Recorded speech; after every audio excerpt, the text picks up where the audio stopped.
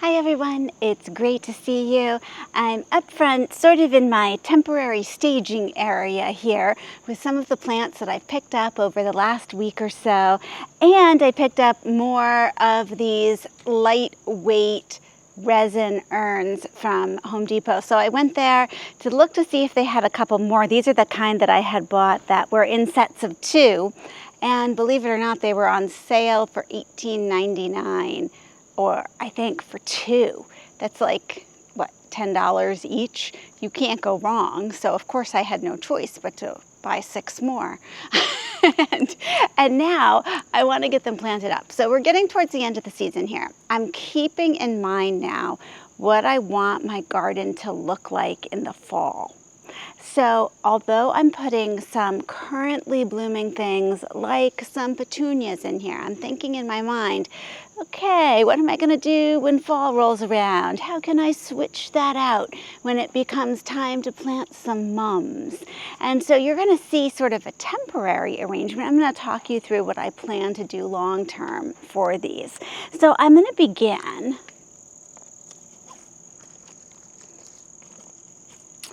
by adding just a couple of the Supertunia Tiara Blue. So you know that I have this in a lot of different spots in the garden, and they're doing great in the planters. When I saw some more, I had to pick them up.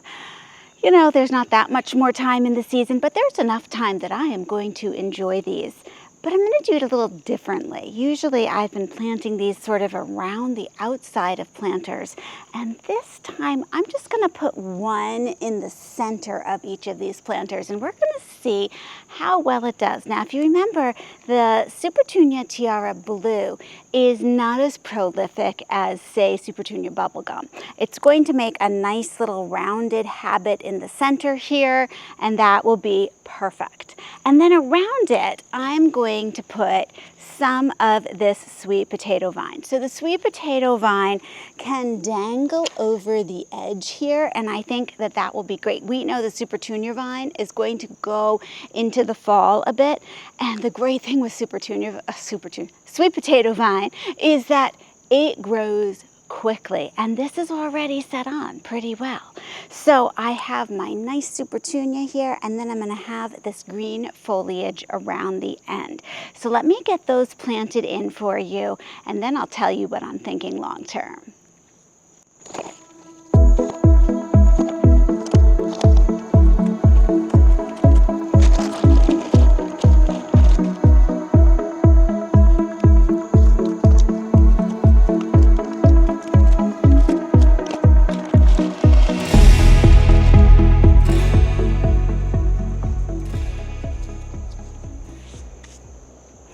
Okay, so they're getting there, but they're not looking as full as I would like them to look. So this happens to me sometimes. I have a plan and then I change my plan. I think I need to add in a couple more things. Let's see here what I have. I have some creeping Jenny. I think I'm going to go really heavy on the foliage for these, because now I'll tell you what I'm planning for the fall. I'm thinking for the fall, I'm going to take out the Supertunia in here and put mums in the center. So I'm thinking this really is, I want the green to be grown in really well by the time I hit mid-September. And then I can, boom, pop in that instant impact right here with some beautiful colored mums. So if I add a couple creeping Jenny around here, that creeping Jenny and these sweet potato vines will just trail beautifully. And then whatever I feel inspired mum color wise, I can sneak into the center. Let me find my creeping Jenny. Okay, I'm already feeling better about this. It just looks like a mass of green colors. But that is exactly what I'm going for. So I'm going to plant them in real quick.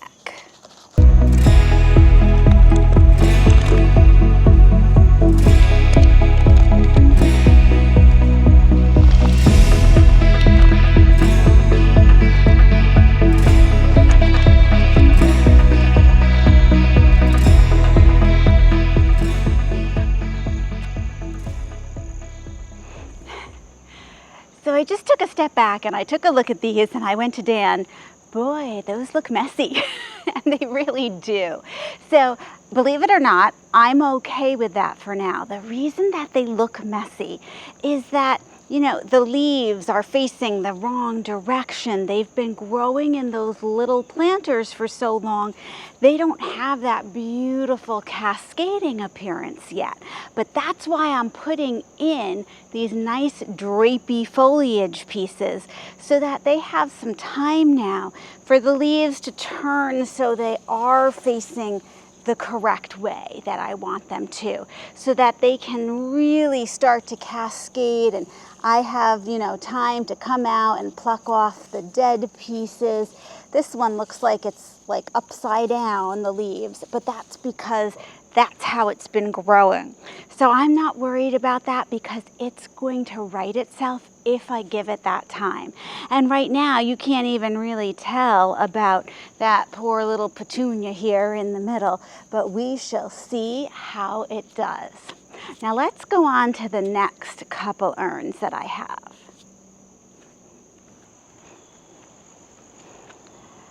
Okay, so we have the next two urns. Now this one I have filled up with my potting mix, and just like with the two cascading urns I planted up, I have an upsy-daisy pot riser in here. So let me show you. This is a 12-inch.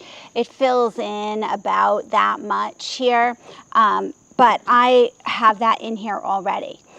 Usually when you see me plant up urns, I plant up 2 urns and I make them the same, and you know, I like things very balanced. But this time I'm going to do my first urn very differently than the second urn, because one of your options is always just to place an urn somewhere as the single focal point of that area.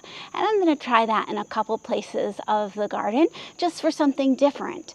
So this particular planter is going to be all green.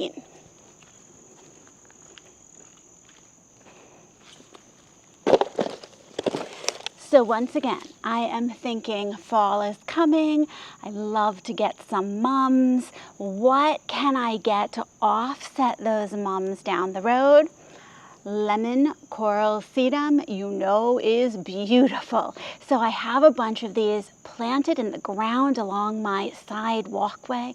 I love them. And they cascade a bit, but they will bush in to be like this adorable just mound of green here. And then I can take a planter with some brightly colored mums and put it next to it, and the two will look beautiful together. So I'm getting this urn ready to go, getting it filled in here. And you know, these were on sale. Look at how great they look. They're already so big. Now, they have a few yellowish brown spots. Well, I would too if I had lived in a nursery this long. So, you know, I'm just going to put this in here, and I think that these are going to be looking great if we can give them about a month of TLC. And you know, that's the fun part that I like gardening, walking out, looking at them, plucking a couple little things off of them, making them feel well loved. And it just brings me a lot of joy. And as things are sort of winding down for this year, I can be out there looking at how things are coming along in preparation for sort of this next era in the garden here, this next time span. And I always have a tough time getting back into the fall schedule, and you know, it's always sad to see summer pass. So for me, it's really nice to have something like this that makes the fall a little different and special in the garden.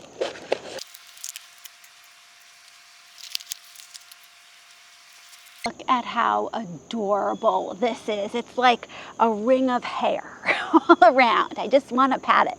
Now, I have one more lemon coral sedum. At this point, I could put that in the middle and have it just really a rounded patch of green. I also have a couple petunias I could put in. I'm going to go for the green though, because I think this is just going to be so dynamic. I remember one year I saw on Garden Answer, I believe Laura did something similar where she had an urn that was just filled with the lemon coral sedum, and it just made you want to go up and pat it. It looked so cool. So yes, I am copying her. Always get great ideas from other people and then put them in practice in your garden. You know, that's one of the best way to flatter other people, that you like their ideas.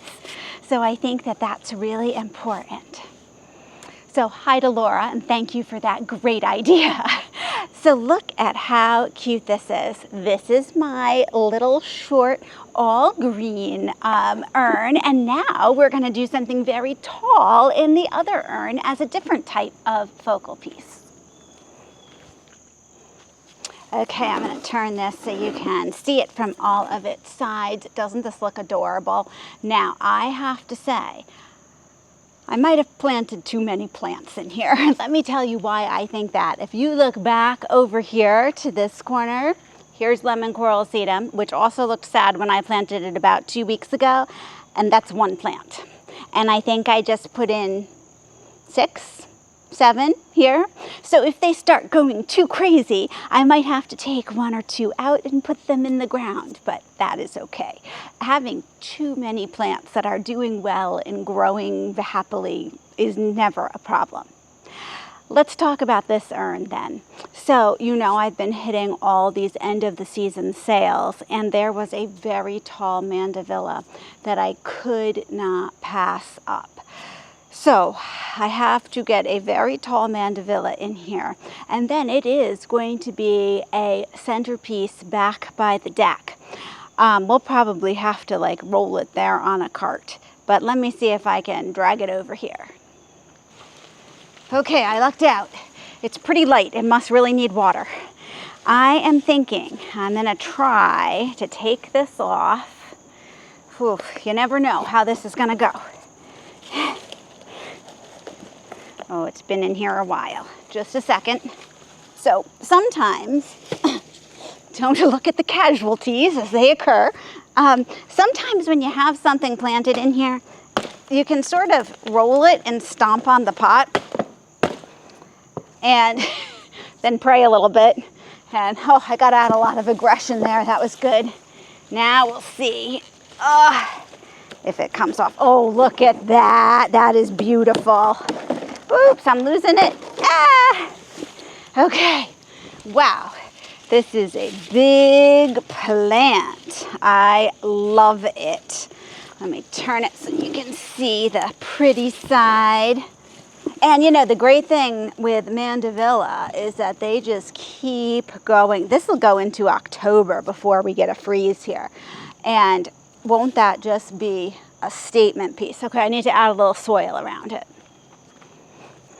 Okay, so I had some of the potting mix that I'd already put in the bottom here, and now I'm actually going to add some compost. This is the lobster compost. That'll give it some nice nutrition here. Oh, there's a big spider walking in it. Okay.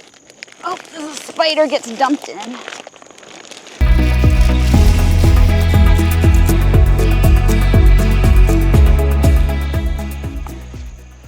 So there's a little space in between the big root ball that I stuck in and the side of the planter here. So I'm just sort of stuffing this compost down the side. I don't really want it to be on top because, you know, I want to keep that level to where it was pretty much planted before. But I'm just making sure, ooh, it's attacking me, that it's getting nice and sturdily planted here.